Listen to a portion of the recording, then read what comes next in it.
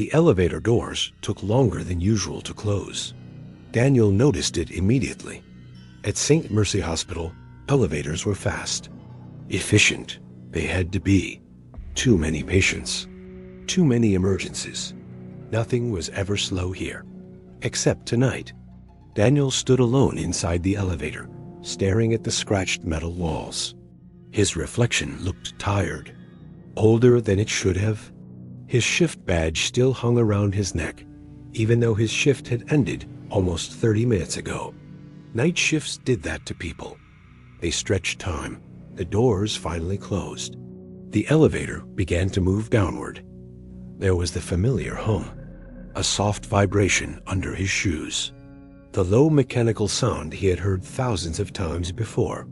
Daniel pressed the ground floor button and leaned back against the wall. He exhaled. Then the elevator slowed.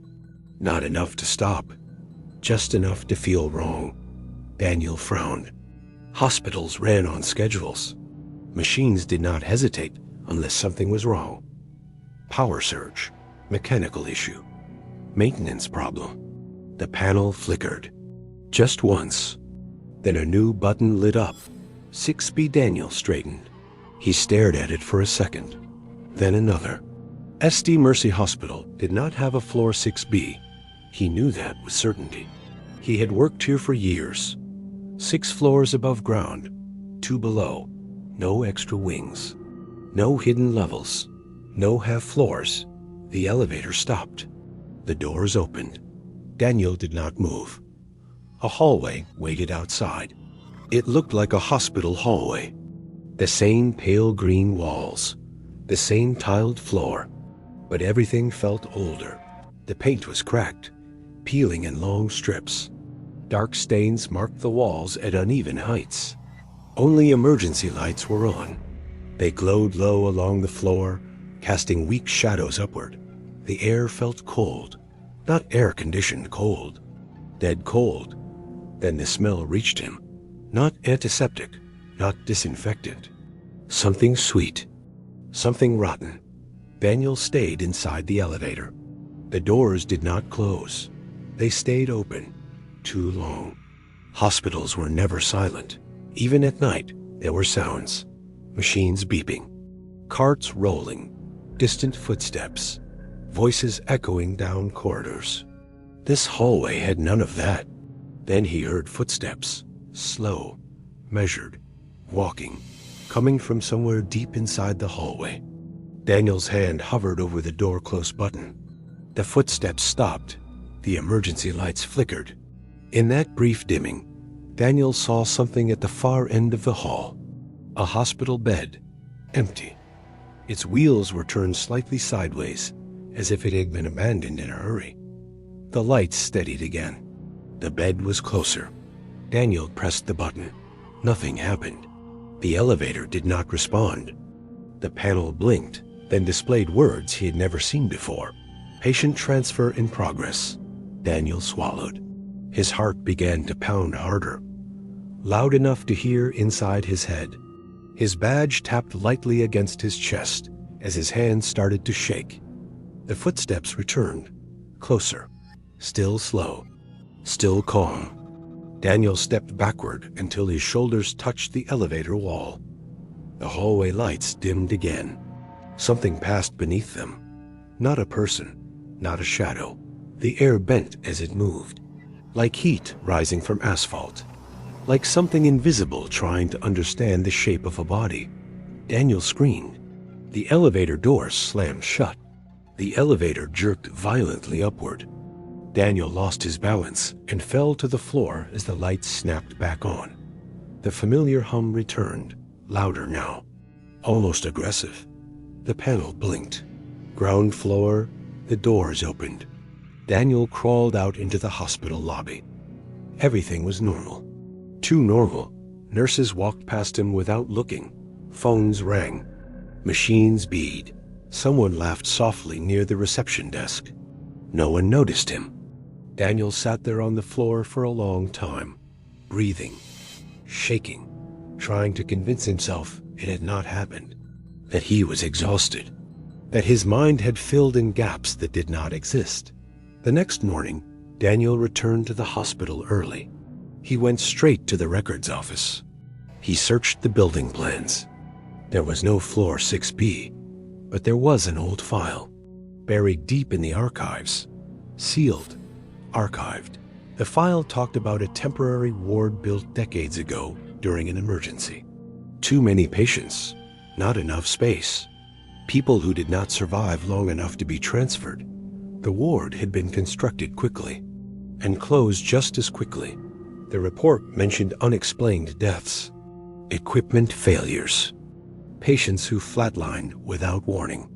Staff refused to work there. The ward was dismantled, but the elevator system had never been fully updated. Daniel resigned 2 days later. He avoids hospitals now. And if you ever find yourself alone in an elevator late at night and a button lights up that should not exist, do not step out. Some floors are not meant to heal anyone anymore. They are meant to hold what never left. After the elevator stopped at floor 6B, Daniel never returned to St. Mercy Hospital. He resigned quietly and left the city before anyone could ask why. He told himself the floor had been sealed, erased, and forgotten. He told himself what he saw was the result of exhaustion and old wiring. That explanation helped him survive the days, but at night, his mind returned to the same image, the empty hallway, the abandoned bed, and the feeling that something had been waiting for him to step out. For months, Daniel avoided hospitals completely. He worked simple jobs that paid little but felt safe. Places with windows, places with noise, places where nothing watched you from behind numbered doors. Slowly, his sleep improved. The dreams faded. The name Floor 6B stopped echoing in his head. When a daytime position opened at a small private clinic, Daniel accepted it because he believed the past was finally staying where it belonged. The clinic was called Greenwood Medical Center. It was small, quiet, and modern. Only 2 floors, no basements, no hidden wings. On his first day, Daniel checked the elevators out of habit. 2 buttons only, 1 and 2. No gaps, no strange symbols, no missing floors. Daniel felt relief settle in his chest, deeper than he expected. The first week passed without incident. Daniel worked in patient coordination, handling charts and discharge schedules. Everything felt ordinary. The staff was friendly. The halls were short. The lights stayed steady. Greenwood felt alive in a normal way, not watchful. Daniel began to believe floor 6B had been tied only to St. Mercy, a ghost trapped in one broken building. That belief shattered on the 9th day. Daniel was reviewing patient files when he noticed a new staff entry appear in the system. The name was unfamiliar. No profile photo. No employment history. The role was listed simply as night nurse. Daniel frowned. The entry remained. At noon, Daniel walked past the second-floor nurse's station and noticed something new. A woman stood near the medication cabinet, her back turned. She wore an old-style nurse uniform, pale and slightly yellowed, nothing like Greenwood's modern scrubs. Daniel slowed his pace. She did not move. She did not speak. She simply stood there, perfectly still. When Daniel passed her, the air felt colder. He turned back to look at her face, but she had already walked away, disappearing down a corridor that ended at a blank wall. Daniel checked the system again. The night nurse entry now showed as active. Assigned location, temporary ward. There was no temporary ward at Greenwood. At 1:15, a patient file updated on Daniel's screen without input. Room 212. Greenwood had no room 212. The second floor ended at 210. Daniel stood and walked the hallway again. The end wall was still solid. No door, no sign. But the air there felt different. Heavy, quiet, like sound avoided it. At 2, a call alert appeared. Room 212 requesting assistance. No one moved. Daniel felt his heart begin to pound. He walked toward the end of the hallway slowly. As he approached, the lights above him dimmed one by one, not failing, just acknowledging his presence. The blank wall at the end of the corridor was no longer blank. A door stood there, paint chipped, metal handle worn smooth. A sign hung slightly crooked, temporary ward. Daniel stepped back instinctively. The door opened on its own. Inside was a narrow hallway, older than the rest of Greenwood. Emergency lights glowed along the floor. At the far end stood a hospital bed, and beside it stood the nurse. She turned toward Daniel slowly.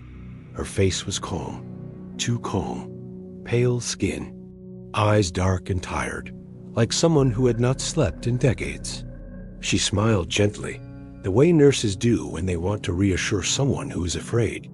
She spoke. She said Daniel's name. Daniel froze. The nurse explained calmly and clearly that floor 6B had never been destroyed. It had been repurposed.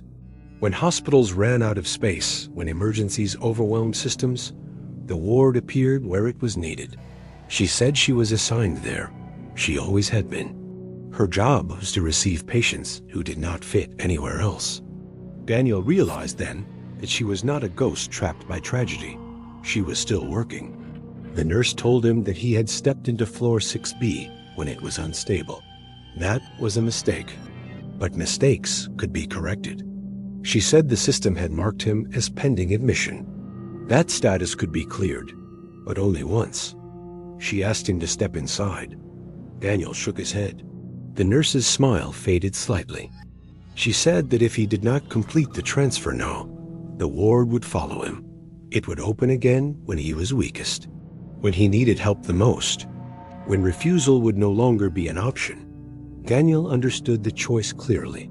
Step inside now and leave something behind, or keep running and be taken later. Daniel stepped backward. The nurse watched him without anger, without urgency.